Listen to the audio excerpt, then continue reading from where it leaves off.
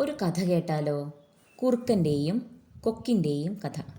മറ്റുള്ളവരെ പരിഹസിച്ച് വിരുത് കാട്ടുന്നതിൽ സന്തോഷം കണ്ടെത്തിയിരുന്ന സൂത്രശാലിയായ ഒരു കുറുക്കനുണ്ടായിരുന്നു.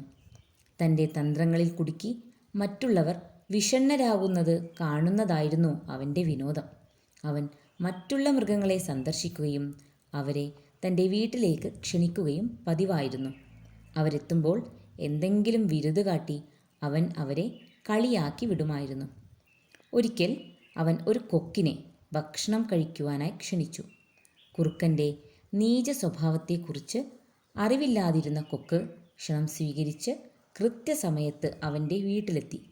കൊക്ക് എത്തിച്ചേർന്നപ്പോൾ കുറുക്കൻ പറഞ്ഞു, "സ്വാഗതം സുഹൃത്തേ, നമുക്ക് ഭക്ഷണം കഴിച്ചാലോ?"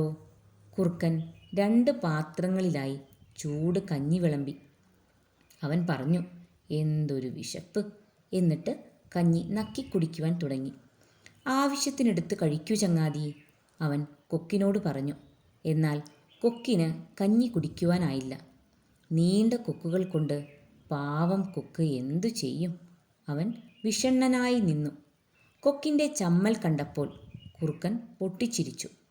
കുറുക്കനെ ഒരു പാഠം പഠിപ്പിക്കണമെന്ന് കൊക്ക് തീരുമാനിച്ചു. അവൻ കുറുക്കനെ ക്ഷണിച്ചു. "താങ്കളുടെ മഹാമനസ്കത എൻ്റെ മനം കുളിർപ്പിക്കുന്നു. നാളെ എൻ്റെ വീട്ടിൽ തീർച്ചയായും ഡിന്നറിന് വരുമല്ലോ." കൊക്ക് തൻ്റെ വീട് ലക്ഷ്യമാക്കി നീങ്ങി.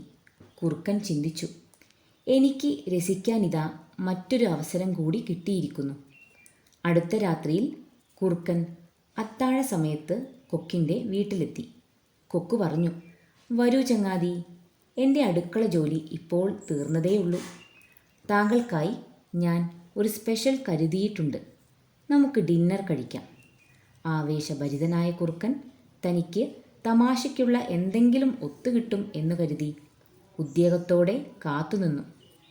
ഇടുങ്ങിയ കഴുത്തുള്ള 2 നീണ്ട ജാറുകളിൽ കഞ്ഞി വിളമ്പി വച്ചിരിക്കുന്നത് കണ്ടവൻ വിളറിപ്പോയി. കഞ്ഞി മതിവരുവോളം കുടിച്ചു തീർത്ത കൊക്ക് പറഞ്ഞു, "ചങ്ങാതി, മറ്റുള്ളവരുടെ സന്തോഷം കെടുത്തി ആനന്ദിക്കുന്നതിലാണോ രസം? നോക്കൂ, എത്രമാത്രം പരാജിതനാണ് താങ്കളിപ്പോൾ. ജീവിതം മനസ്സിലാക്ക്. സുഹൃത്ത് ദുഃഖിച്ചിരിക്കുമ്പോൾ നിങ്ങൾക്ക് ഒരിക്കലും സന്തോഷിക്കാനാവില്ല." കുറുക്കൻ തൻ്റെ നീചപ്രവൃത്തികളോർത്തുകൊണ്ട് നിശബ്ദനായി നടന്നുപോയി. ഗുണപാഠം എന്താണ്? നിങ്ങൾ കൊടുക്കുന്നതേ നിങ്ങൾക്ക് കിട്ടുകയുള്ളൂ. കഥ ഇഷ്ടമായോ? ഇതുപോലെയുള്ള കഥകൾ കേൾക്കുവാനായി ഈ ചാനൽ സബ്സ്ക്രൈബ് ചെയ്യണേ.